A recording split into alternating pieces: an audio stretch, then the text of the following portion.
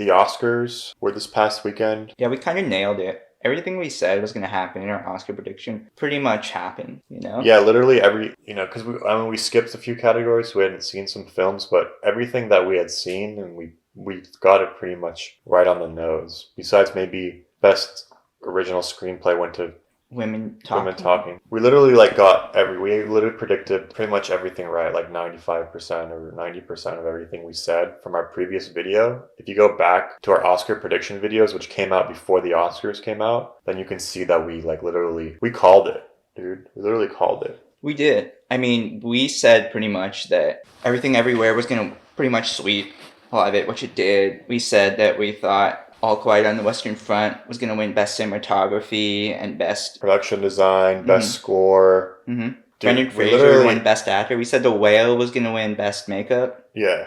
Best Visual Effects, I said Avatar. Remember I specifically said Avatar and that one. We said that Top Gun Maverick was probably going to win sound. Yeah, we definitely said that. Yeah, I mean... Best Editing, Everything Everywhere All at Once. Yeah. Everything Everywhere won Best Director, Best Actors, Quan, and Michelle Yeoh. And Jamie Lee Curtis, which I still stand by. She shouldn't have won that. Yeah, that was a little weird when the Jamie Lee Curtis one. Yeah. I did not expect. I mean, it was going to sweep pretty much all those categories besides the technical ones where All Quiet on the Western Front won. Mm-hmm. Yeah.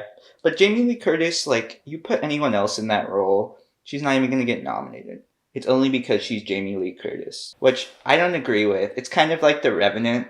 I don't think it's Leonardo DiCaprio's best performance, but they're like, oh, we have to give it to him. I don't subscribe to that whole, because of your track record, you win this year. Yeah, they definitely do that because DiCaprio was nominated so many times that they had to give it to him that year, even though it's not even his best. But that's what they do, you know. They're almost like, okay, we're like, you deserve it, you know. It's almost like you deserve an Oscar, even though it's not your best performance.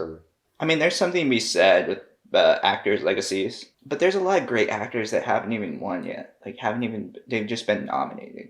So I don't think an Oscar is really telling of your career. No, it's not, dude. It's definitely not. Some of my favorite directors have never been nominated. Mm-hmm. You know, specifically Nicholas Winding Refn and Gaspar Noé and Lars von Trier, and there's a bunch of amazing artists that have never been. And then there's also ones that have been nominated but never won. But there's some of the greatest out there. David Fincher's never won. Mm-hmm. Christopher Nolan's never won. Yeah.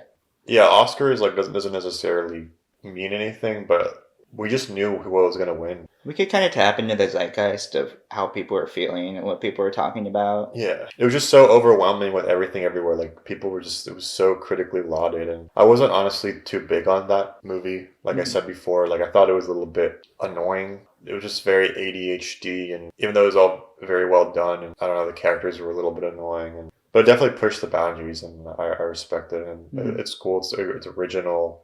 I like the movie a lot. I'm happy it won, personally. I mean, there were so many good movies in 2022. I can't say I would really want to pick one, but I'm happy that Everything Everywhere won because I think it was a really fun movie. Like I said, I saw it 3 times. Wasn't planning on seeing it 3 times, but every time I saw it, I was drawn into it once again. And I can't say that about every movie last year. Yeah, I saw it twice. I saw it with you. And I was like, okay, that was cool. And then I saw it, and then everyone talked about it. I'm like, is there something I'm missing from this? And then I went to go see it again just to kind of get all of it. Because it is a little bit confusing what the fuck is going on. Yeah. And so I had to go back and see it, and then I'm like, okay, yeah, I got it now. Sometimes movies hit differently with different people and makes you feel certain things. It didn't really hit me on that. Even though there was some cool messages, interesting philosophical discussions going on. Yeah. It was a very maximalist film. Very, very maximalist. And I think I maybe go towards more of a minimalist sort of aesthetic when it comes to my taste and shit.